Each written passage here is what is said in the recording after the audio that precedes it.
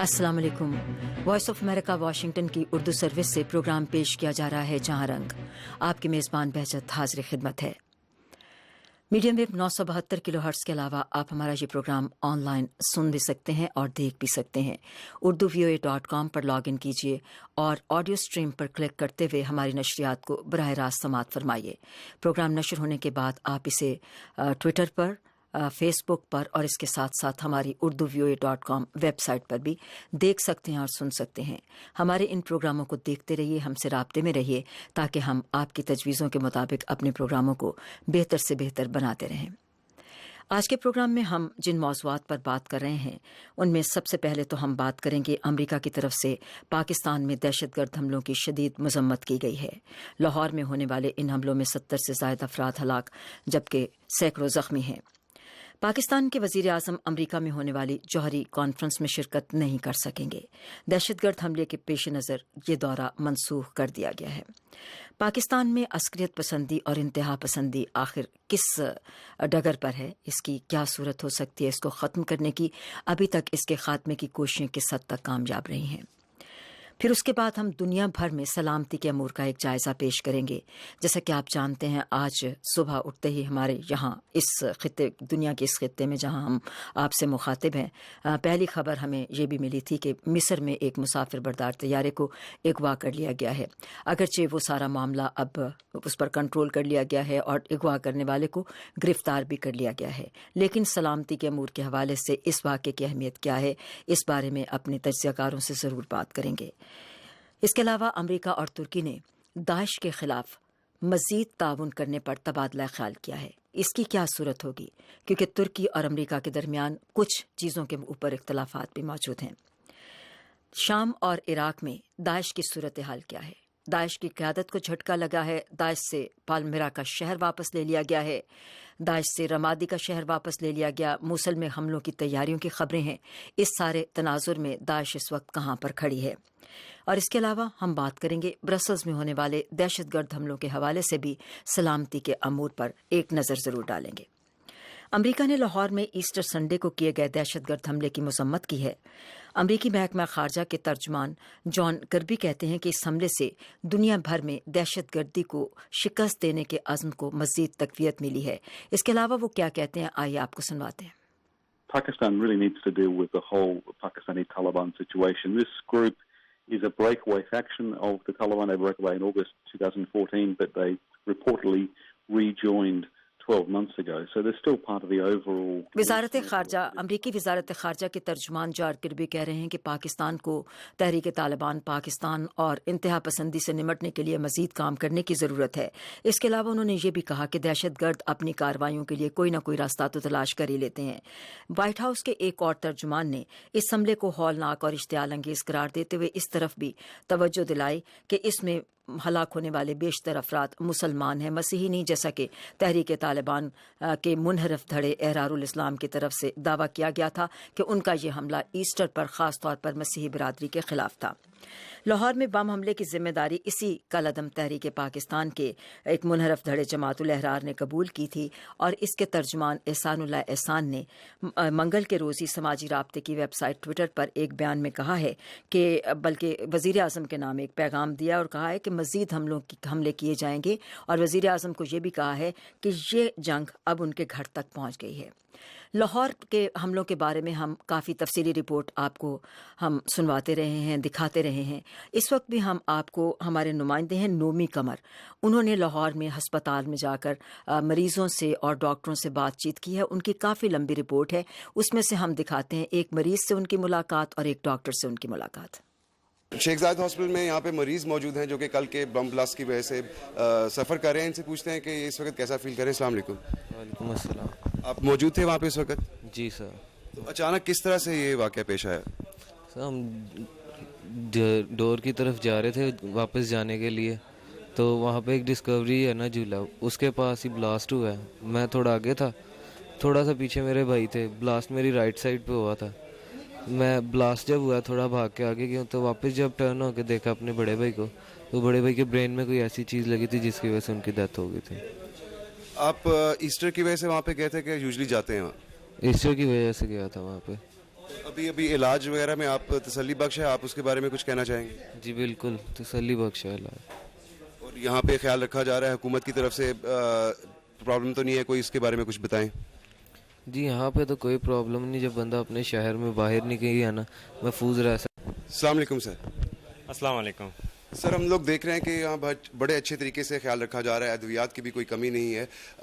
ہمارے ہسپتالوں میں اسی طرح سے, سب ہسپتالوں میں اسی طرح سے سچویشن ہے, اس کے بارے میں کچھ کہیں گے؟ Yeah, and at our hospital and our ward, alhamdulillah, everything was available, and we have managed, as you can see yourself, everything was managed carefully. We just give our sorrows to those families, those affected families, and all Pakistani people. جیسا کہ آپ سن رہے ہیں کہ doctor صاحب بتا رہے ہیں کہ ہمارے پاس ادویات کی فراہمی کرنے میں کسی طرح کی کوئی پرابلم مسئلہ ان کو درپیش نہیں ہے, اور مریضوں تک تمام ان کی ضرورت کی چیزیں پہنچائی جا رہی ہیں. ان کے خاندان والوں کا جو وہاں پر ان کو دیکھنے آتے ہیں ان کی بھی دیکھ بھال کی جا رہی ہے, ان کا بھی خیال رکھا جا رہا ہے. اور اس طرح باقی تمام ہسپتالوں میں بھی صورتحال کے بارے میں ان ڈاکٹر صاحب کا کہنا یہی تھا. اس وقت ہمارے ساتھ ہیں ہمارے تجزیہ کار, جیسا کہ آپ کو ہم نے بتایا بھی تھا کہ اہم اور ممتاز تجزیہ کار آج کے اس پروگرام میں ہمارے ساتھ شامل ہیں. ہمارے ساتھ ہیں senator lieutenant general retired Abdul Qayyum صاحب, اور یہاں پولی ٹیک سے سینئر ریسرچر عارف انصار امریکہ واشنگٹن سے. السلام علیکم. جی جی وعلیکم السلام. جن صاحب, جیسا کہ کل وزیر اعظم نے اپنے خطاب میں بھی کہا, انہوں نے پشاور کا حوالہ دیا, شب قدر کا حوالہ, مردان کا حوالہ دیا, اور اب اس لاہور میں ہولناک دھماکے کے بعد, دہشت گرد حملوں کے بعد ایک سوال اٹھتا ہے. قبائلی علاقوں میں ضرب عصب کا آغاز ہوا تو اس کے بعد ان کو کافی زیادہ چوٹ لگی, لیکن اس کے ساتھ ساتھ اس وقت بھی یہ تحفظات موجود تھے کہ جب ان کے خلاف ان علاقوں میں کارروائی کی جا رہی ہے تو یہ مختلف بھیس بدل کر آبادیوں کا رخ کریں گے اور شہری آبادیوں میں جا کر کوشش کریں گے کہ اپنے ٹھکانے بنا لیں. اب آپ بتائیے کہ اس نوعیت کے دہشت گردوں کے اڈے جو پاکستان کے مختلف شہروں میں ملے ہیں اور جن کے خلاف کارروائیاں کی جا رہی ہیں, ان کو ختم کرنے کی صورت کیا ہوگی اب آئندہ؟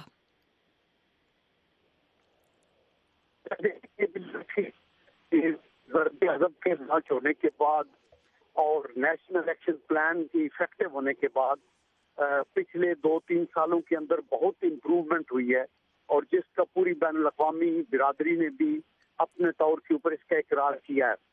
لیکن آپ کو یہ پتا ہے کہ ہماری مغربی سرحد پوری طور کے اوپر وہ سیل نہیں ہے, بلکہ 2600 کلومیٹر کا یہ لمبا بہت جگہوں کے اوپر پورس بھی ہے, ان مینڈ ہے, اور تقریباً 40-50 ہزار لوگ روز اس کو کراس کرتے ہیں ادھر سے ادھر اور ادھر سے ادھر, اور ان کے ویزوں کا ارینجمنٹ بھی نہیں ہے. اور افغانستان کی طرف ان کو روکنے کا بھی کوئی نہیں, اور افغانستان کے جو بارڈرنگ پروونسز ہیں وہاں حکومت نام کی کوئی چیز نہیں ہے, کوئی ریٹ آف دی گورنمنٹ نہیں ہے. تو یہ لوگ جو وہاں چلے جاتے ہیں ان پناہگاہوں میں اور پھر واپس آتے ہیں, تو یہ پاکستان میں آ کے کچھ وارداتیں کر رہے ہیں. لیکن with the passage of time ہم افغانستان بات کر رہے ہیں,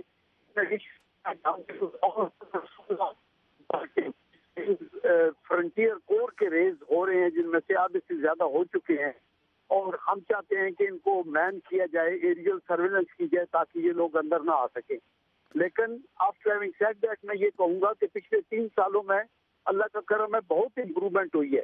اور یہ وہ لوگ ہیں جیسے نے کہا کہ ڈیفیٹڈ لوگ ہیں, وہ جب ان کے اڈے ختم ہو گئے, جب ان کا ٹیلی کمیونیکیشن کا نیٹ بھی ختم ہو گیا, جب ان کی فائنانسنگ چوک ہونی شروع ہو گئی, تو پھر وہ اس طرح جاتے جاتے اس طرح کی وارداتیں سافٹ ٹارگٹ کر رہے ہیں. ان کے پیچھے بھی پورے 4 صوبوں کے اندر یہ نہیں کہ ابھی اس واقعے کے بعد, بلکہ پہلے سے ایپیکس کمیٹیاں کام کر رہی ہیں جس کے اندر جہاں چیف منسٹر چیئر کرتا ہے وہاں ان کے نیچے کور کمانڈرز بھی ان لوکل علاقوں کی ان کو سپورٹ کرتے ہیں, اور پولیس ہے اور لوکل آئی جی ہے, چیف ان کے سیکٹری ہیں, ہوم سیکٹری ہیں, اور یہ افیکٹولی آگے چل رہا ہے. تو ہمیں بہت دکھ ہے کہ بہت بڑا نقصان ہوا ہے, لیکن ہمیں یہ بھی پتا ہے کہ پراکسی وار کے لیے بہت سی دوسری ممالک کے خصوصاً انڈیا کا راہ بھی مؤثر ہے, اور جی رنگے ہاتھ کو پکڑا گیا، جس جی نے یہ کنفیشن کی، جس کے اوپر آج آپ پوری پریس کانفرنس جی پریس کانفرنس کے بارے میں بھی بات کرتے ہیں. عارف انصار صاحب سے پوچھتے ہیں. عارف صاحب مجھے آپ یہ بتائیے گا کہ پاکستان کو عسکریت پسندی سے پاک کرنا کتنا اب اس ساری صورتحال میں دشوار نظر آتا ہے، جبکہ اسلام آباد میں دھرنا ہے، کراچی میں دھرنا ہے مذہبی جماعتوں کے علماء کی طرف سے، اور حکومت پر شدید نکتہ چینی بھی کی جا رہی ہے. پھر مذہب کے نام پر جو یہ ساری صورتحال پیدا کرتے ہیں ان کے ساتھ سختی سے نہیں نپٹا جا رہا. آپ دہشت گردی کے بارے میں ریسرچ کرتے ہیں، تحقیق کرتے ہیں. آپ یہ بتائیے گا کہ جب کسی معاشرے میں عسکریت پسندی اور انتہا پسندی اس حد تک اندر چلی جاتی ہے تو اس سے اس معاشرے کو پاک کرنے اور نکالنے کے لیے حکومتی سطح پر کیا اقدامات کرنے کی ضرورت ہوتی ہے اور خود سول سوسائٹی کو کیا کرنا چاہیے؟ بہجت جی، آپ نے اچھا سوال کیا ہے، انٹرسٹنگ سوال کیا ہے، اور اس میں میرا خیال ہے کہ ہمیں تاریخی پس منظر کو سامنے رکھنا چاہیے. ہسٹری میں کیا کیا واقعات پہلے بھی ہو چکے ہوئے ہیں جو اس طرح کی، ظاہری بات ہے آج کل کی جو تباہی جن ویپنز کی وجہ سے جس طریقے سے ہو سکتی ہے، کیونکہ وہ پبلکلی اویلیبل ہیں یہ نالج، تو وہ تو اب چینج ہو گئی ہے. لیکن پھر بھی یہ ہے کہ جس طرح آپ کہہ رہی ہیں کہ سوسائٹی میں جب اس حد تک ریڈیکلائزیشن، ایکسٹریمزم ہو جاتی ہے تو اس کو 1-2 دن میں یا 1-2 آپریشن کرنے سے نہیں ختم کیا جا سکتا. میں اس میں پاکستان کی کوششوں کو کرٹیسائز نہیں کر رہا، لیکن میں یہ کہنے کی کوشش کر رہا ہوں کہ مڈل ایسٹ اور جو ہم سارے ریجن میں دیکھ رہے ہیں، اکراس دا ریجن دیکھ رہے ہیں کہ ایک فینومینن ہے جو بہت پھیل گیا ہے. بسائڈ اس کے کہ مغربی قوتیں بھی بہت کوشش کر رہی ہیں اور اپنی ایلائز کے ساتھ مل کے کوششیں کر رہی ہیں. ہمیں اس ایک لانگر ٹرم پیٹرن میں دیکھنا ہوگا کہ ہم کہاں سے شروع ہوئے، کہاں پہنچ گئے ہیں اور کس طرف جا رہے ہیں. اور اس میں ہم دیکھ رہے ہیں کہ کچھ چیزیں مکس ہو گئی ہیں کہ ٹھیک ہے ایک لیول پہ ایکسٹریمزم ہے، اس کی اپنی وجوہات ہیں، کازز ہیں، اچھا، لیکن دوسری طرف یہ کہ اس میں ریجنل پالیٹکس یا بیلنس آف پاور پالیٹکس جو کے عوامل ہیں وہ بھی مکس ہو چکے ہوئے ہیں. اور ہم دیکھ رہے ہیں کہ جیسا مڈل ایسٹ میں عرب اسپرنگ جو کہ ایک چینج کو ریپرزینٹ کرتی تھی، وہ والے عوامل بھی جو تھے وہ اس میں سیریا جس طرح آپ دیکھیں وہاں پہ جس طرح سے پلے آؤٹ ہوا، شام میں، ایجپٹ میں دیکھ لیں، وہ ساری چیزیں مکس ہو کے بھی مزید کمپلیکیٹ کر رہی ہیں چیزوں کو.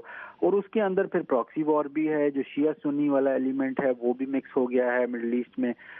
تو یہ ساری جب چیزیں مکس ہوتی ہیں تو پھر اس میں یہ ہو جاتا ہے کہ یا تو کنفیوژن کریٹ ہوتی ہے کہ وہ انٹر ڈپینڈنسیز ان ساری پرابلمس کی جو ہے، جو کازز کی ہے، وہ ایک پورے ایک جامع سلوشن نکالنا اس میں بڑا مشکل ہو جاتا ہے. جس طرح یہ عبدالقیوم صاحب نے کہا ابھی کہ دیکھیں پراکسی وار کا بھی مسئلہ ہے، افغانستان میں انسٹیبلٹی ہے، انڈیا کیا کر رہا ہے افغانستان میں، وہ کس طریقے سے انفلوئنس کر رہا ہے، اور وہ سارے جو ایشوز ہیں وہ پاکستان الون تو نہیں حل کر سکتا، اس میں ملٹی لیٹرل انوالومنٹ کی ضرورت ہو جاتی ہے. جس طرح مڈل ایسٹ میں دیکھ رہے ہیں کہ جو ایکسٹریمزم تھی وہ خود مارف ہوئی ہے، ایوالو ہوئی ہے.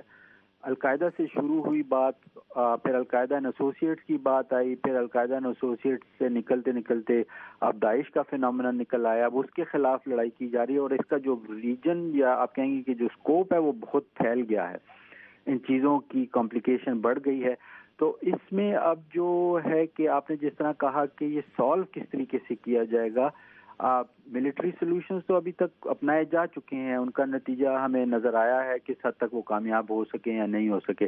اب اس کے آگے پولیٹیکل، افغانستان یا مڈل ایسٹ میں جو چیلنجز چل رہے ہیں ان کے پولیٹیکل سولوشنز کی بات کی جا رہی ہے، لیکن پھر اس میں وہ گروپس ہیں جن کے ساتھ ابھی بھی بات نہیں کی جا سکتی کیونکہ ان کے جس طرح کی آئیڈیالوجیز ہیں.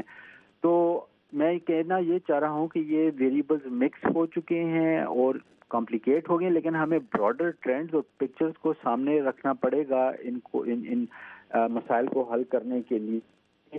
یہ وہیں کے لوگ وہیں مکس ہو جاتے ہیں تو ان کو روکنا بہت ہی مشکل ہے کہ آپ کس بندے کو روکیں جب ویپنز اور اس طرح کی نو ہاؤ لوگوں کو اویلیبل ہے. وہ اکا دکا کہیں نہ کہیں وہ کامیاب ہو ہی جائیں گے. अच्छा, अंसार साहब हमारे साथ ही रहिएगा। जनरल कयूम साहब से हम और बात करते हैं। हमारे पास वक्त की बड़ी कमी होती है, वरना इस सिलसिले में हम ये भी उनसे पूछना चाहते थे कि जब इस तरह शहरी आबादियों में अस्करियत पसंदों का अमल दखल हो जाता है तो जो प्रिसाइज टारगेटिंग होती है उसकी क्या सूरत होगी। किसी एक प्रोग्राम में हम इन सारी सूरत हाल के बारे में बड़ी तफसील से अपने सुनने वालों को ज़रूर बताएंगे। तो लाहौर में इतवार को होने वाले बम हमले के बाद वज़ीर आज़म नवाज शरीफ ने अपना अमरीका का दौरा मनसूख कर दिया है, जहां पर जौहरी सलामती की कॉन्फ्रेंस में उनको शिरकत करना थी।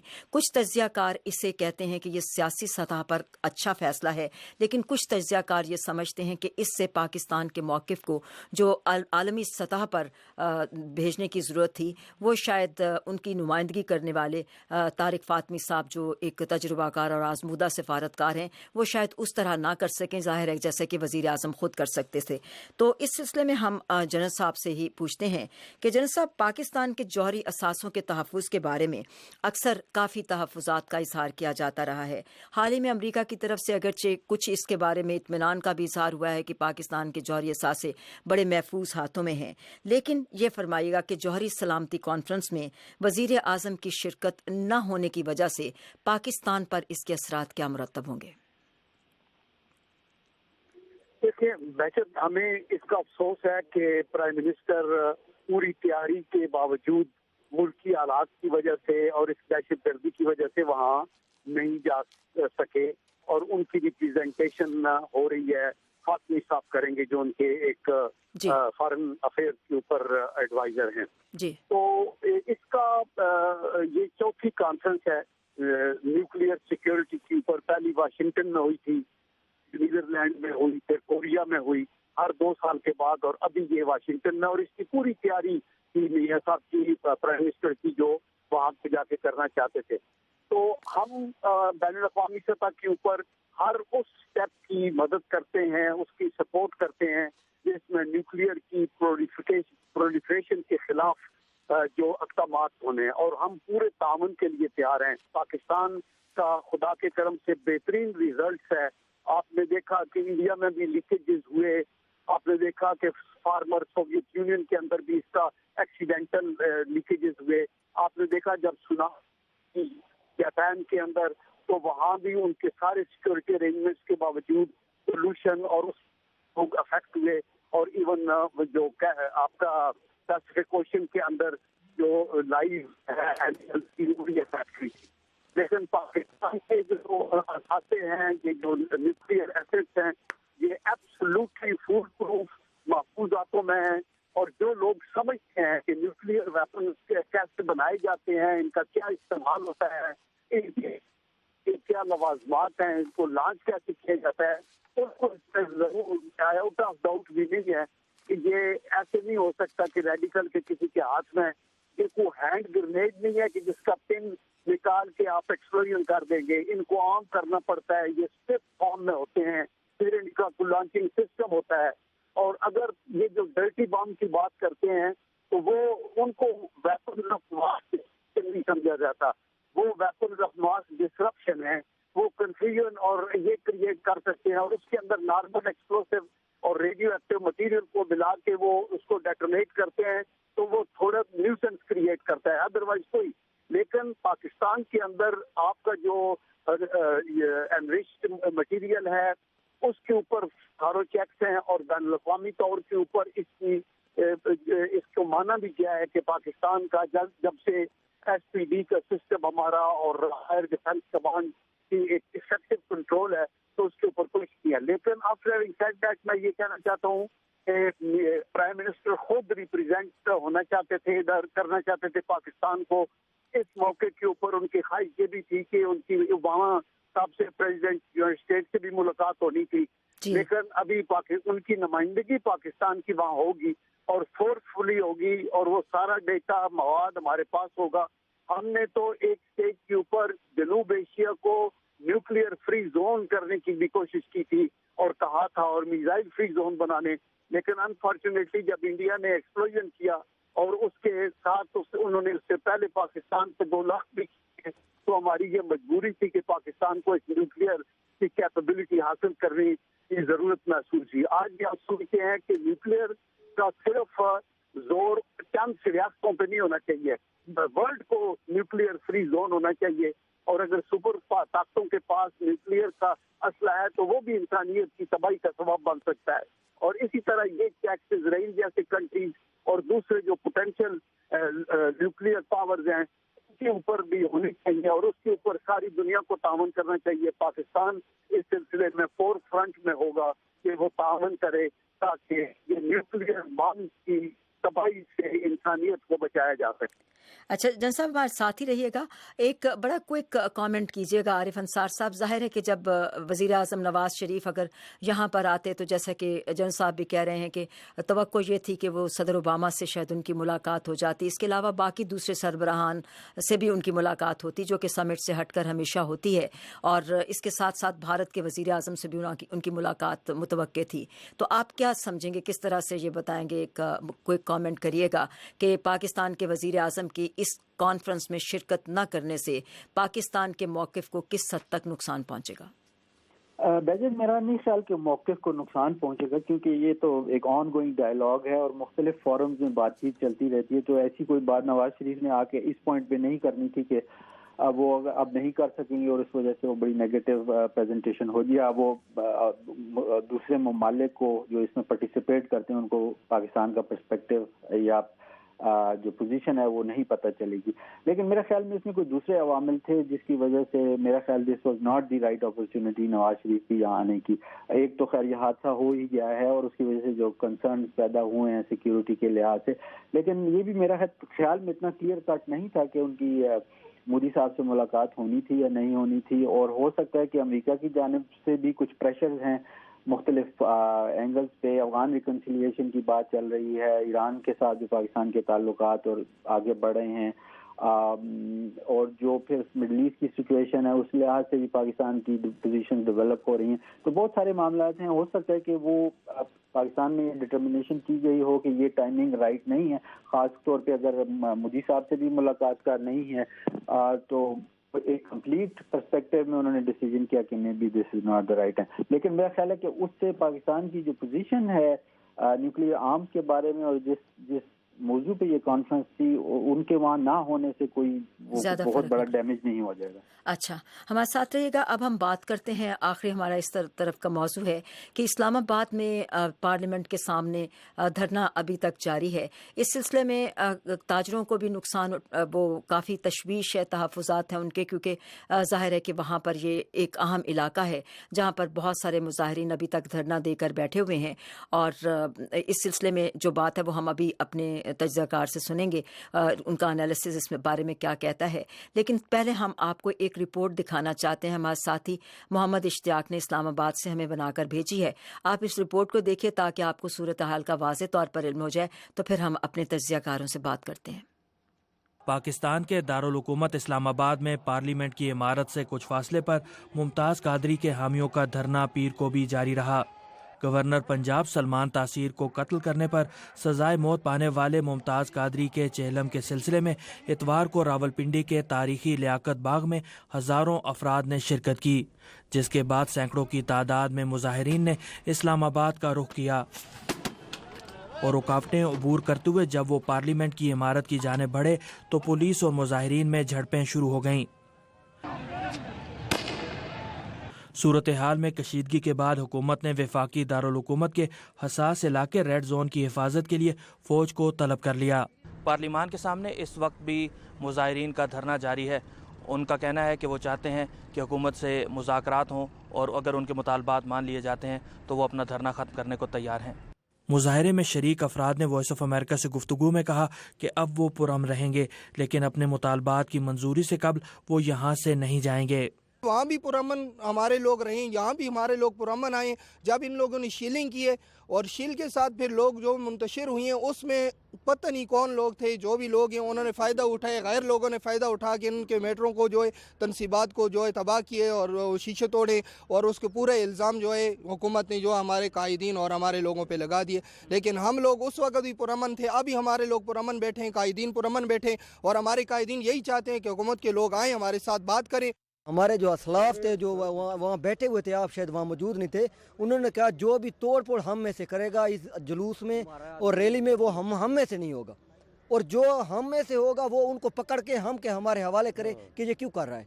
یہ املاک کو نقصان پہنچانے کی ہمیں ضرورت نہیں ہے. ہم نے اپنا موقع پیش کرنا ہے اور اس موقع پہ ڈٹنا ہے اور اس موقع پہ ہم نے اپنا جو ہے نا اصولی جو ہے وہ حق حاصل کرنا ہے. اہم سرکاری عمارتوں اور سفارت خانوں پر مشتمل وفاقی دارالحکومت کے علاقے ریڈ زون میں اب فوج تعینات ہے. محمد اشتیاق، وائس آف امریکہ، اسلام آباد.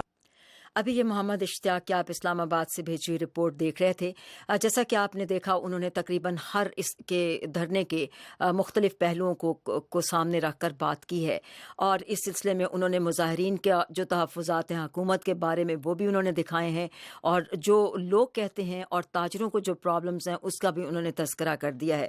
تو جنرل صاحب آپ یہ فرمائیے گا کہ یہ جب یہ جو مذہب کے نام پر اس طرح کے مظاہرے کرنے کی جو کوششیں کی جا رہی ہیں، اور جس طرح سے یہ ساری صورتحال سامنے آئی ہے کہ اور اس میں کافی تنقید بھی حکومت پر کی جا رہی ہے کہ اس نے بڑا نرم موقف اپنایا ہے یہ اس طرح کے مذہب کی آڑ میں مظاہرے کرنے والوں اور توڑ پھوڑ کرنے والوں کے لیے، تو ان لوگوں سے بات چیت کرنا کیوں ضروری تھا؟ کیا ان لوگوں کو ہٹایا نہیں جا سکتا ویسے؟ جن صاحب جی اگر آپ مجھ سے بات کر رہی ہیں جی تو میں یہ کہنا چاہتا ہوں کہ یہ بالکل آپ ٹھیک کہتی ہیں. یہ بڑی امبیرسنگ سچویشن ہے کہ اسلام آباد دارالحکومت ہے اور یہ ریڈ زون کے پاس اس طرح کا مظاہرہ. پاکستان میں جمہوریت ہے، ہمیں اس پہ فخر ہے، لوگوں کو اپنے احتجاج کی آزادی ہے، یہ بھی ایک بڑی جائز بات ہے. انسانی حقوق کا خیال رکھتے ہیں ہمارے آئین کے مطابق، لیکن کسی کو بھی پراپرٹیز کو ڈسٹرائے کرنے کا اور لوگوں کو نقصان پہنچانے کا، میڈیا کے لوگوں پہ اٹیک کرنے کا، پولیس پہ اٹیک کرنے کا حق نہیں ہے. اور یہ لوگ ان کا جلسہ ہونا تھا راولپنڈی میں، اور یہ ساری باتیں عبور کرتے گئے، اور ایڈمنسٹریشن نے مائلڈ ویو لیا اس لیے کہ وہ کیجویلٹیز کو اوائڈ کر رہے تھے. ورنہ اگر وہاں وہ ایک لائن کراس کرنے کے اوپر فائرنگ کرتے تو کچھ اور ڈیتھ ہوتی اور اس سے یہ اور زیادہ اس کو ہوا دیتے. تو چونکہ اس میں ویسٹڈ انٹرسٹ ہے، بہت سے لوگ، حکومت اس کو بصیرت کے ساتھ ہینڈل کر رہی ہے، اور یہ ابھی چاہتے ہیں کہ ان کے ساتھ مذاکرات ہوں، لیکن ان کو یہ کہا جا رہا ہے کہ آپ انکنڈیشنلی یہاں سے ڈسپرس ہو جائیں، اور وہ لوگ جنہوں نے پراپرٹی کو نقصان پہنچایا ان کو قانون کا سامنا کرنا ہوگا. اور ان ایڈیشن ٹو دیٹ آپ اپنا کو مطالبہ بتائیں کہ کیا ہے. یعنی ایک ملک کے اندر آزاد عدلیہ ہے، انہوں نے ایک گورنر کے قاتل کو اپنے طور کے اوپر عدل کے سارے پروسیس کو اتنے سالوں تک کرنے کے بعد ایک سزا دی ہے، تو اس کے اوپر آپ کا احتجاج ابھی کیا مطلب ہے؟ آپ کیا چاہتے ہیں کہ کیا ہو؟ کیا یہ حق ہر کسی کو حاصل ہو جائے کہ وہ دوسرے بندے کو گورنمنٹ کی حکومت کی اجازت کے بغیر یا حکومت کے طریقے سے ہٹ کے اپنے طور پہ ایگزیکیوٹ کرنا شروع کرے؟ تو میرے خیال میں یہ ہمارے بھائی ہیں، ہم یہ چاہتے ہیں کہ ان کی باتوں کو ضرور سنا جائے، اور حکومت ان کے ساتھ اپنے طور کے اوپر جو انٹیلیجنس ایجنسیز ہیں اور جو لوکل ایڈمنسٹریشن ہے وہ شاید ان ٹچ ہوگی، لیکن ابھی تک انہوں نے کنٹین کیا ہوا ہے، اور یہ اپنی جو بڑھاس ہے وہ نکال رہے ہیں وہاں. اور ابھی یہ ان کو ریئلائز ہوا ہے کہ یہ کتنا بڑا لاس کیا ہے، اور پاکستان میں اس کی پرزور مذمت ہو رہی ہے. میڈیا نے بھی اس چیز کو برا منایا، اور اپنے طور کے اوپر انہوں نے شو کی وہ سارے نقصانات جو میٹرو بس کے جو بس اسٹاپس کے شیشے توڑ کے اور چیزوں کو آگ لگا کے کیا گیا. یہ اچھے کام نہیں ہے.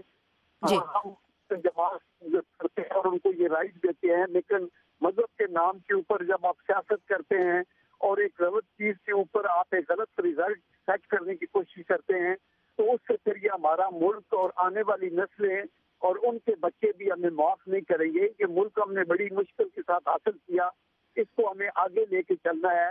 افہام و تفہیم سے بات ہونی چاہیے. تو یہ بہت بڑا ایریٹنٹ نہیں ہے. پاکستان غربت و افلاس کو دور کرنا، مہنگائی کو کنٹرول کرنا، اور اس کے علاوہ ہمیں یہ کوشش کرنی ہے کہ ہم ہر لحاظ سے ان لوگوں کو ڈیل کریں، اور اپنے طور کے اوپر یہ دیکھا جائے کہ ان کے کیا مطالبات ہیں اور ان کو کیسے کرنا ہے. تو انشاءاللہ اس کو کیا جائے گا، مجھے کوئی ڈاؤٹ نہیں ہے. ابھی ہم ملیٹنسی کے پیچھے ہیں، اکنامک ریوائول ہماری پرائرٹی ہے، انرجی کے پروجیکٹس ہماری پرائرٹی ہے، اور اللہ کے کرم سے بین الاقوامی سطح کے اوپر پاکستان کی جو پذیرائی ہو رہی ہے، ہم اس کے اوپر یہ اس حکومت کی کامیابی ہے کہ وہ اس کے اوپر بھی ہمیں یہ کامیابی مل رہی ہے.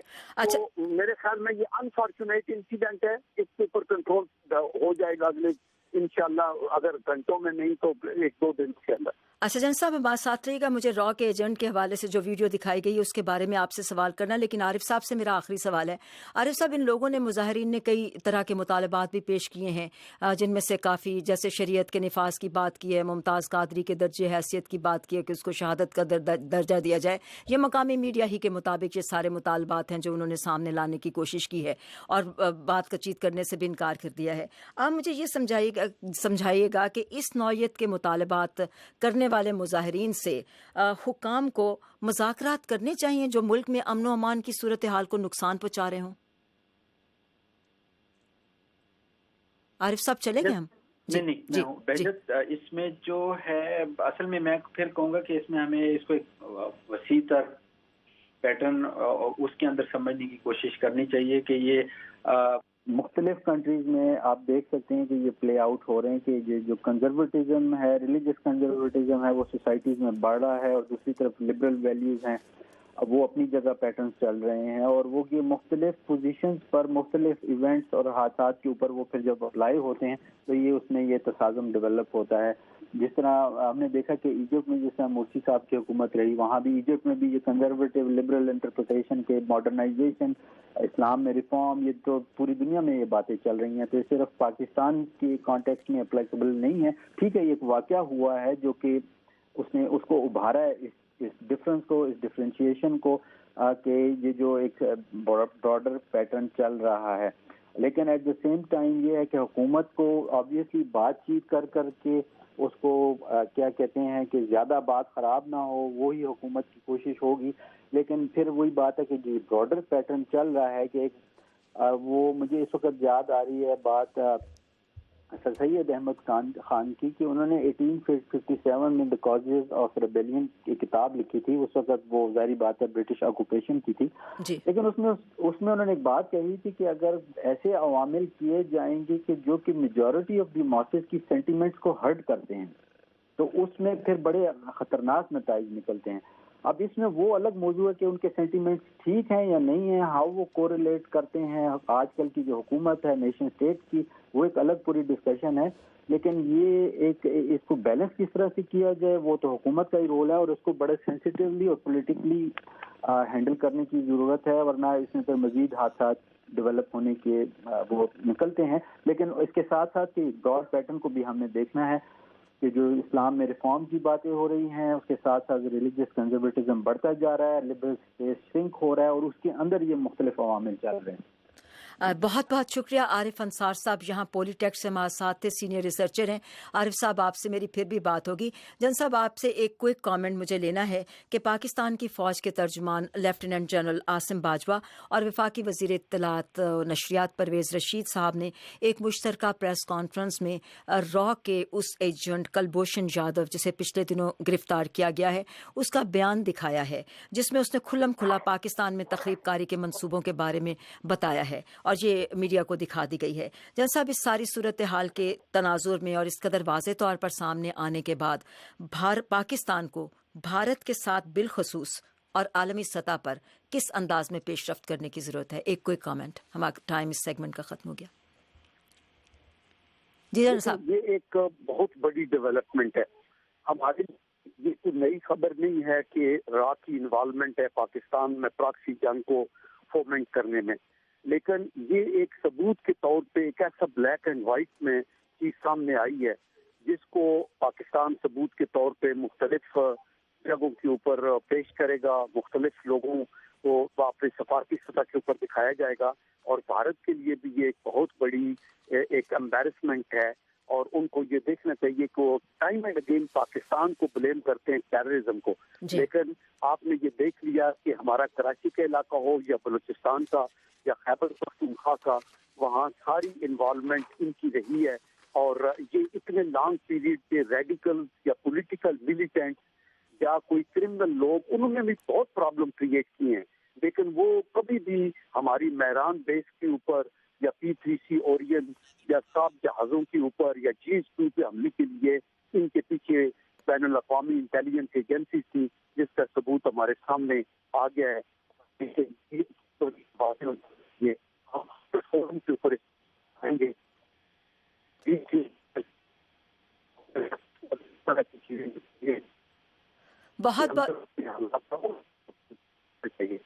بہت بہت شکریہ.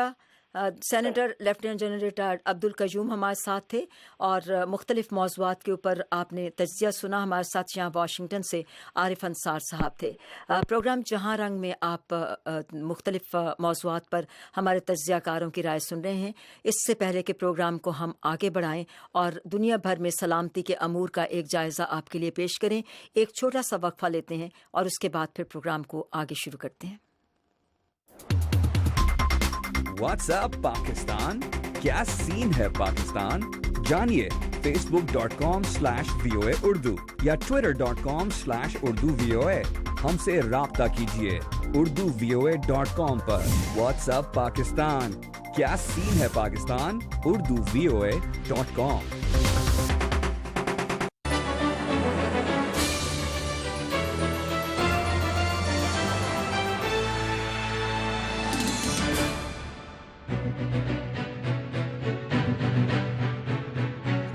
پروگرام ہے جہاں رنگ اور آپ سن رہے ہیں واشنگٹن کی اردو سروس سے، وائس آف امریکہ واشنگٹن کی اردو سروس سے. اور آئیے اب پروگرام کو آگے بڑھاتے ہیں. جیسا کہ ہم نے پروگرام کے شروع میں خاکہ بتاتے ہوئے بتایا تھا کہ آج بھی اہم موضوعات ہمارے پروگرام میں شامل ہیں اور بے انتہا ممتاز تجزیہ کار بھی اس پروگرام میں ہمارا ساتھ دے رہے ہیں.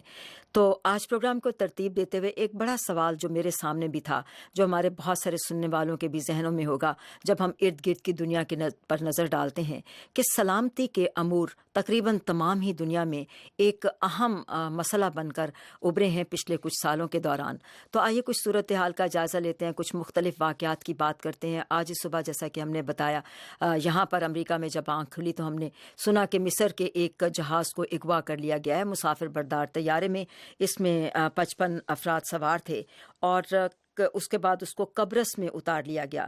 قبرص کی وزارت خارجہ کے حکام نے اس بات کی تصدیق کر دی ہے کہ جو اغوا کر کے طیارے کو لایا تھا اسے گرفتار کر لیا گیا ہے اور اس کی شناخت کی گئی ہے سیف الدین مصطفیٰ کے طور پر. لیکن محرکات ابھی تک واضح نہیں ہو سکے. اور قبرص یہ اس پہ یہاں بھی ہم یہ بھی بتاتے چلیں کہ اس میں تمام کے تمام جو 55 افراد تھے ان کو باحفاظت واپس طیارے سے اتار لیا گیا. تو اب سوال یہاں پر یہ پیدا ہوتا ہے کہ گزشتہ کچھ سالوں میں طیاروں کا سفر، جسے کہ سمجھا جاتا تھا کہ ایک بڑا محفوظ سفر ہے، لیکن کچھ عرصے سے مسافر بردار طیاروں میں بھی کافی مسائل ان کو درپیش رہے ہیں سلامتی کے حوالے سے بھی. تو اس وقت ہم سب سے پہلے یہاں واشنگٹن سے بات کریں گے. ہمارے ساتھ ہیں ڈاکٹر زاہد بخاری صاحب اور ہمارے ساتھ ہیں پاکستان سے ڈاکٹر نادر بخت اور لندن سے ہمارے ساتھ ہیں بیرسٹر امجد ملک. السلام علیکم جی. ڈاکٹر بخاری صاحب، یہ جب فرمائیے گا کہ عالمی سطح پر جب ہم سلامتی کے امور کو دیکھتے ہیں اور اس میں ان مختلف واقعات کو ہم دیکھتے ہیں، تو آپ یہ بتائیے گا کہ اتنی پھیلی ہوئی دنیا ہے، سلامتی کے حوالے سے اتنے پھیلے ہوئے امور ہیں، ان سب کو دیکھتے ہوئے کیا کرنے کی ضرورت ہے کہ تھوڑا سا حفاظت کا احساس پیدا ہو سکے، تحفظ کا احساس پیدا ہو سکے ہمارے اندر اور دنیا بھر میں جو لوگ اس ساری صورتحال سے دوچار ہیں؟ اچھا دیکھیں، یہ اتنا طویل اور وسیع موضوع ہے جی کہ اس پہ اس کو احاطہ کرنا تو میرا خیال بڑا مشکل ہے کچھ. لیکن میں جو بڑی ایک وسیع کینوس میں ہی اگر بات کروں میکرو لیول پہ، جی تو دیکھیں نا، بڑی ایک بنیادی حقیقت تو یہ ہے کہ پچھلے ایون سپٹمبر 11 سے پہلے بھی لے لیں، یہ جو آپ وہاں سے شروع کر لیں، جب ایران کے انقلاب کے بعد افغانستان میں سوویت یونین آنے سے لے کے اب تک یہ 40 سال کا ایک اوور آل آپ میکرو سال، بڑی مختصری بات کرتا ہوں ڈائریکٹ. جی بالکل. اس میں ہم یہ دیکھتے ہیں کہ مسلم دنیا اور مسلمان، چاہے وہ یورپ میں ہوں، چاہے وہ USA میں ہوں یا دنیا میں کہیں بھی ہوں، وہ اس وقت نشانے پہ ہیں. یعنی جو بھی ہو رہا، یا وہ انہی کی طرف سے ہو بھی رہے ہیں، یعنی جو واقعات ہو رہے ہیں، خودکش واقعات ہو رہے ہیں، وہ بھی مسلمان ہی بہت سارے ہیں جن کے نام آتے ہیں اور کرتے ہیں، چاہے وہ فرانس میں کر رہے ہوں، برسلز میں کر رہے ہوں، یہاں ٹوئن ٹاورز کا ہو، سپٹمبر 11 کا ہو، یا ایون پاکستان میں، افغانستان میں دھماکے ہوں. یا ہم یہ دیکھ لیں کہ افغانستان پہ حملہ ہو سوویت یونین کا، اس کے بعد امریکہ کا حملہ ہو، عراق پہ حملہ ہو، پھر عرب اسپرنگ کے بعد شام کی جو صورتحال ہے، تو یہ 30-40 سالوں کا جو ایک تو نتیجہ یہ نکلتا ہے، اس وقت مسلمان نشانے پہ ہیں اور مسلمانوں کی طرف سے ہی ریاکشن بھی ہو رہا ہے.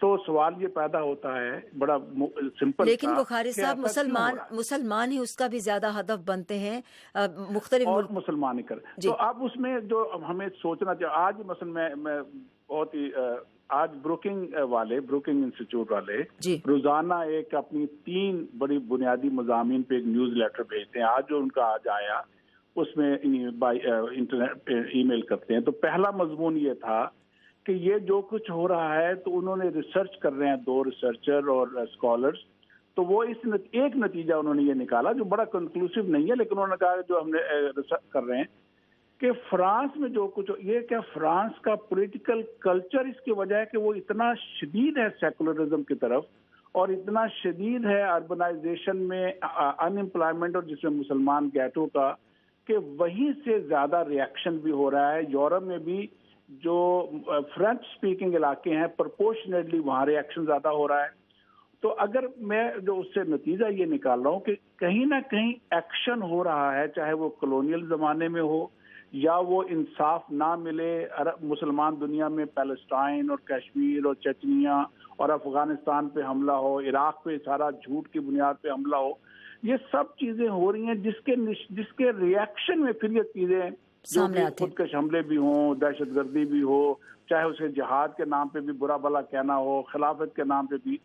تو اس پہ ذرا سوچنے کی تھوڑا سا ضرورت یہ ہے کہ یہ جو ریاکشن ہو رہا ہے، جو نا انصافی ہے، جو بڑی شدت ہے دوسری طرف سے، ہم ہسٹوریکل روٹس پہ نہ بھی جائیں کلونیل پاور پہ، پچھلے 30-40 سال میں اس کا ایک نتیجہ ہے، اس کا ایک ریاکشن ہو رہا ہے کہ آپ ایک اتھل پتھل سی ہو رہی ہے. تو آپ دیکھیں نا کہ مثلا امریکہ عراق میں گیا ہے، کوئی فورم ہے دنیا کا کہ یہ جو بات کر سکے کہ آپ جھوٹ کی بنیاد پہ قوم اور لیڈرشپ وہ حملہ کرتی ہے، اس کا کوئی علاج نہیں ہے. جی بخاری صاحب، بہت لمبی بات ہو جائے گی اگر ان سب چیزوں کی طرف نکل گئے. جی مجھے اس لیے لگا آپ کا سوال بڑا جی تھا، مجھے یہی تھا. تو لیکن اس میں یہی ہے کہ ہم کوشش کرتے ہیں کہ تھوڑا سا بریف کامنٹ کرتے چلیں. جیسے ابھی ہم بات کریں گے ڈاکٹر بخت سے میں سوال کروں گی کہ شام میں داعش ایک بڑے حصے پر قابض ہے، جس کی ابھی خلافت کے بارے میں بات بھی کی جا رہی ہے کہ شام اور عراق کے کچھ حصوں پر اس نے قبضہ کر کے اسلام جس کو اب اسلامک اسٹیٹ کہتے ہیں یا داعش، ہم لوگ اس کے لیے عام طور پر لفظ داعش کا استعمال کرتے ہیں، تو بڑے حصے پر قابض ہے. گزشتہ دنوں اس وقت بہت زیادہ شور اٹھا تھا جب اس نے ایک تاریخی ورثے کے مقام پر پالمیرا پر قبضہ کر لیا تھا. اب شام نے اپنے حلیف روس کی مدد سے اور پھر ملیشیاز کی مدد سے پالمیرا کو واپس لے لیا ہے. اسی طرح عراق میں رمادی کے علاقے کو واپس لے لیا گیا داعش کے ہاتھوں سے، اور اس کے ساتھ ساتھ موصل میں بھی یہ خبریں ہیں کہ موصل کو بھی واپس لینے کی تیاریاں ہو رہی ہیں. ڈاکٹر بخت، یہ فرمائیے گا کہ داعش کے لیے یہ صورتحال واقعتاً مغربی ملکوں اور امریکہ کی قیادت والے اتحاد کے لیے کس حد تک حوصلہ افزا ہے؟ آپ یہ سمجھ سکتے ہیں کہ داعش کو کسی طرح پسپا کیا جا رہا ہے؟ یہ آپ نے جو فرمایا بالکل درست، میں اس کو ایسا ہی سمجھتا ہوں کہ وہ جس طرح سے ان کا انویژن اور ان کی طاقت کا فلو بڑھتا چلا جا رہا تھا، اور ایسے لگتا تھا کہ جیسے یہ نہ رکنے والا ایک طوفان ہوگا اور یہ اپنے ساتھ بہت کچھ بہا کر لے جائے گا. لیکن یہ جن کامیابیوں کا یا جن ڈیولپمنٹس کا آپ نے ذکر کیا، انہوں نے یہ ثابت کیا ہے کہ اس کا وہ فلو رک گیا. پہلی بات تو یہ ہوئی کہ جس طرح سے اس کا فلو آ رہا تھا وہ رک گیا، ایک پورا بہاؤ چلتا چلا جا رہا تھا اور بہانے کے انداز میں تھا، وہ رک گیا. یہ تو ایک کامیابی ہے. اب دوسرا پہلو یہ کہ وہ ریٹریٹ بھی ہوئے، یہ دوسری بڑی کامیابی ہے. لیکن میں نے اس کا ایک اندازہ یہ بھی لگایا کہ اب وہ اس طرح سے نکل کر جو سافٹ ایشوز ہیں ویسٹرن ورلڈ کے، ان کو یا ویسٹرن ورلڈ کے سپورٹنگ سٹیٹس کے سافٹر ٹیشوز کو ہرٹ کریں گے. وہ ان کے سافٹر ٹیشوز کو ہرٹ کریں گے تاکہ ادھر سے ایک ایسا ماحول پیدا کیا جا سکے، ایسی اوپینین پیدا کی جا سکے کہ ان کے ساتھ جنگ کی بجائے ڈائیلاگ پر آیا جائے. معاملات الٹیمیٹلی ڈائلاگ پر ہی پہنچتے ہیں. ہر دنیا میں جہاں کہیں بھی ہاٹ وار ہو رہی ہو یا کولڈ وار ہو رہی ہو, الٹیمیٹلی وہاں پر ہی بات پہنچتی ہے. میں یہ چاہوں گا کہ ان دونوں چیزوں کو پیرالل چلایا جائے. ایک طرف تو ہاٹ وار کو جاری رکھا جائے اور وہ اگر کامیابیاں حاصل کی جا سکتی ہیں تو ان کامیابیوں کے ذریعے سے انہیں ڈائلاگ کے ٹیبل پر لانا نسبتاً آسان ہوگا, کیونکہ اگر ان کی بجائے گرداشی کامیابیوں کا سلسلہ ہوتا تو وہ ڈائلاگ کے ٹیبل پر نہیں آتے, اور وہ ڈائلاگ کے ٹیبل پر ان کو لانے کے لیے بھی ان کی کمر کا توڑنا ضروری تھا. اب میں تھوڑا سا ایک وضاحت کر دوں کہ اگرچہ نام اسلام کا لیا جا رہا ہے جی لیکن یہ اسلام نہیں ہے, اسلام کا یہ انداز ہی نہیں ہے, یہ ایک انتہا پسندی قسم کی ہے. اسلام میں تو انسان اور انسانیت کی بات ہے. اب اگر اس چیز کو وہ نہ قبول کرے, وہ اپنے مخصوص عقائد کی پیرامیٹر سے, ان آنکھوں سے, ان اینکوں سے دیکھیں تو وہ پھر بالکل مختلف چیز ہے. اسلام کا اس سے کوئی تعلق نہیں ہے, اسلام کا اس سے کوئی تعلق نہیں ہے. اور مسلمان بھی اب پہلے سے زیادہ بہت بہتر اس بات کو سمجھتے ہیں. آپ دیکھ لیجئے کہ جن علاقوں میں شرع تعلیم زیادہ ہے وہاں پر ایجوکیٹ ہو رہے لوگ, ڈی ایجوکیٹ نہیں ہو رہے, اور یہ ادارے ڈی ایجوکیٹ کرتے ہیں. اگر میں آپ کی توجہ اس طرف دلا سکوں کہ انڈونیشیا کو آپ دیکھیے, ملائیشیا کو دیکھیے, ترکی میں بھی اگرچہ یہ کچھ کامیابیاں لیتے ہیں, پاکستان کی طرف بھی ایجوکیشن کو سپریڈ کیا جاتا ہے. اگر ہم جو 20 سال 30 سال پہلے جیسے ہم لوگ کہہ رہے تھے کہ ان سیمینارز کو کنٹرول کیجئے اور ان کا ڈسپلن آف ایجوکیشن ماڈریٹ کیجئے, اپ گریڈ کیجئے, انہیں قومی دھارے میں لائیے, ہماری باتوں کو نہیں سنا جا رہا تھا. شاید اس وقت افغانستان کی جنگ بہت اہم تھی, اس جنگ کے لیے ایندھن چاہیے تھا جو یہ چیزیں یہ ادارے فراہم کر رہے تھے. جو ہو گیا اس کو چھوڑیے. اگر اب بھی امن کی طرف چلنا ہے تو یہ صفائی کرنی ہوگی, ذہنی صفائیاں بھی کرنی ہوگی, جسمانی صفائیاں بھی کرنی ہوگی, اور مالی وسائل جو کہ ان کو دیکھ کر لوگ عبادت تصور کرتے ہیں ان تصورات کو کلیئر کرنا ہوگا کہ یہ عبادت نہیں ہے, عبادت انسان کی خدمت ہے. وہی اسی طرف جانا ہوگا جو سوکریٹس نے بھی کہا تھا, virtue is knowledge, knowledge is virtue, اس طرف ہمیں جانا ہوگا. اسلام کا نبی اکرم صلی اللہ علیہ وسلم کا بھی یہی فرمان ہے. کرائسٹ کو دیکھیے, جیسس کو, جیسس کا پیغام بھی یہی ہے. حضرت موسیٰ اسحاق کا, ان کا پیغام بھی یہی ہے. اور ادھر آ جائیے تو کرشنا کا اور رام کا پیغام بھی یہی ہے. جی امن, یہ تو بات کے مفاد پرست چیزیں ہیں جو کہ سب اپنے کاروبار کے لیے آپس میں لڑاتے ہیں اور اس طرح سے تباہیاں پھیلاتے ہیں. میری گزارش یہ ہوگی کہ ڈی ایجوکیشن کے پروسیس کو روک کر ایجوکیشن کے عمل کو لایا جائے اور یہ دونوں چیزوں کو پیرالل چلایا جائے تو بہتر کامیابی کے امکانات ہوں گے. جی شکریہ ڈاکٹر بخت. اب ہمارے ساتھ لندن سے بیرسٹر امجد ملک بھی موجود ہیں. ملک صاحب یہ فرمائیے گا, آپ کے شام کی بات ہوئی تو ایک ذرا سی بات شام کے بارے میں ہم اپنے ہر پروگرام میں ضرور بات کرتے آئے ہیں, لیکن اب بھی وہاں پر مذاکرات کا جو سلسلہ شروع ہونا ہے تو جیسا کہ آپ جانتے ہیں کہ جان کیری کا یہ بیان سامنے آیا ہے جنہوں نے اپنے موقف کو دہرایا ہے کہ شام کا میں جب تک بشار الاسد کا اقتدار ختم نہیں ہوتا اس وقت تک شام کا تنازع ختم نہیں ہو سکتا. ہم پہلے بھی اپنے تجزیہ کاروں سے یہی سوال پوچھتے آ رہے ہیں کہ آنے والے دنوں میں شام میں سیاسی تصفیے کی جو صورتحال کی بات کی جا رہی ہے, آپ کیا سمجھتے ہیں کہ کیا واقعی بشار الاسد کے بغیر سیاسی تصفیہ کرنا ممکن ہو سکے گا یا ابھی یہ تنازع اور زور پکڑتا رہے گا؟ جی بہت شکریہ. میں چاہوں گا کہ جی بہت شکریہ. میں چاہوں گا کہ میں کنٹریبیوٹ کروں جو ڈسکشن آپ کر رہے تھے. میں سمجھتا ہوں کہ دنیا میں جہاں تک مغرب واقعات پیدا کر سکتا تھا, افغانستان, عراق اور جی اگر آپ دیکھیں تو پیراڈائم شفٹ ہوئی ہے پچھلے 10 سالوں میں. جی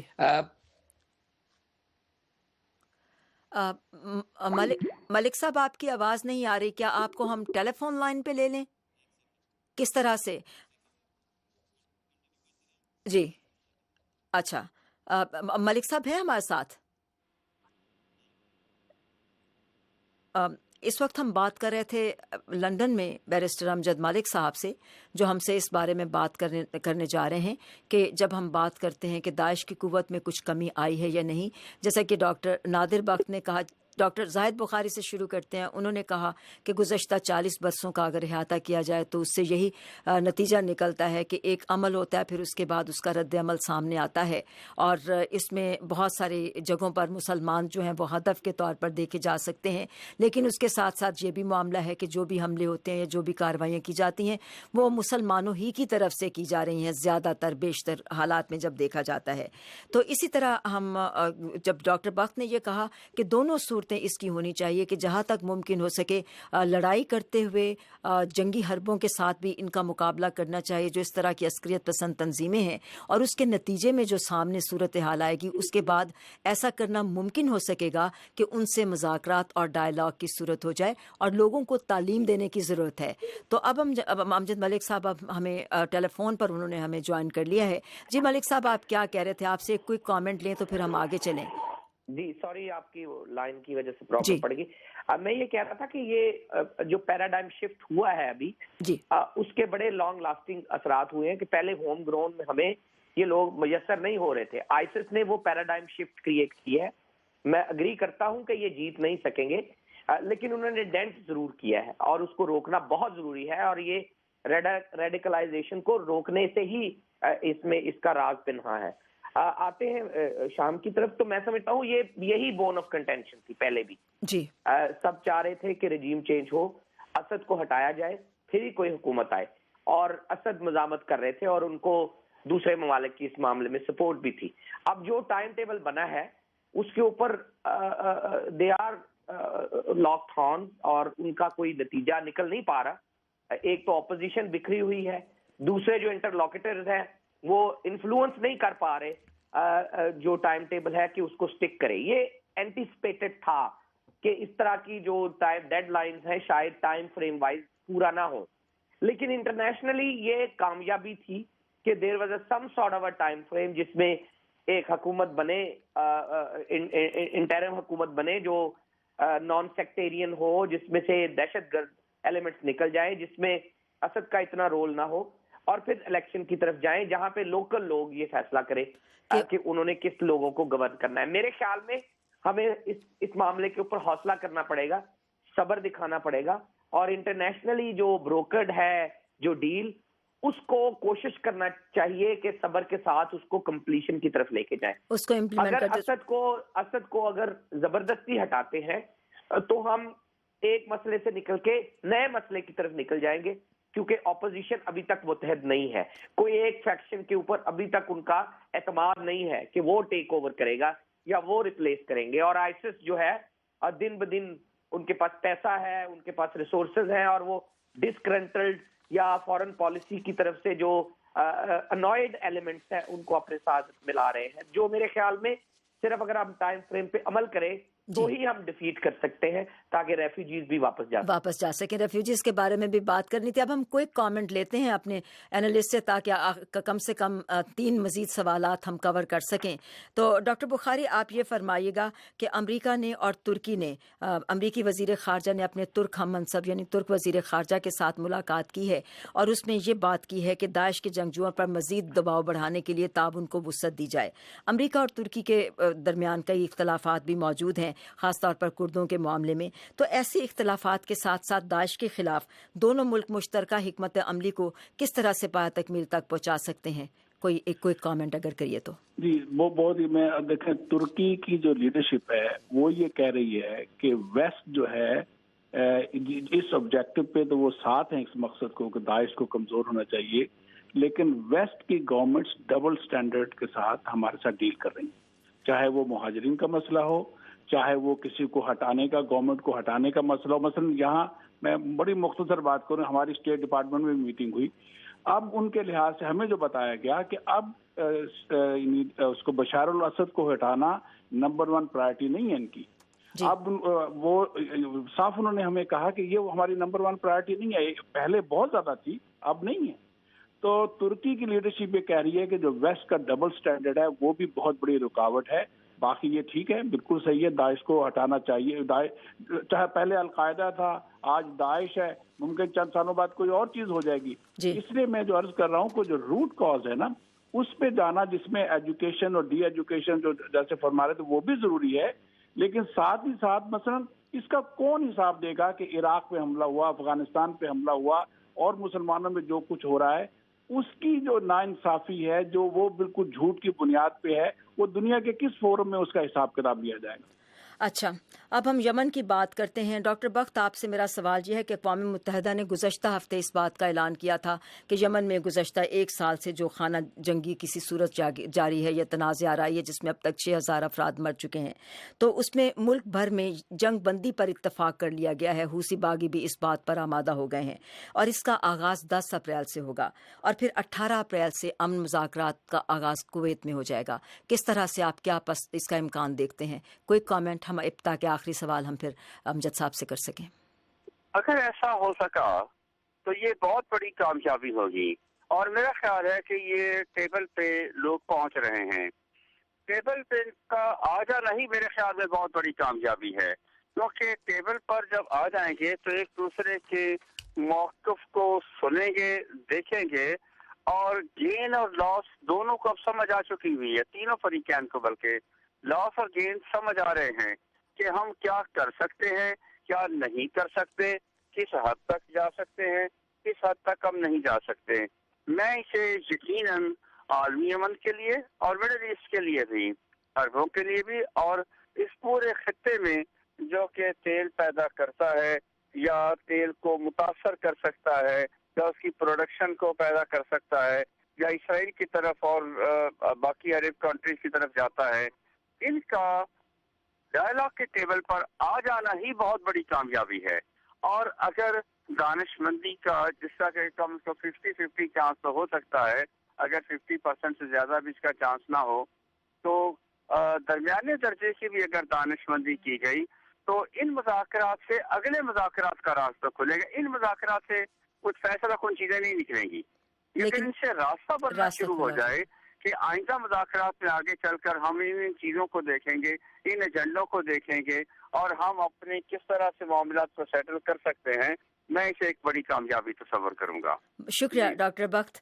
और अब हमारा आखिरी सवाल है अमजद मलिक साहब से। मलिक साहब, काफ़ी सवाल थे लेकिन आज हमारे पास वही बात होती है कि हम थोड़ा ज़्यादा तफसीली सवाल हो जाते हैं।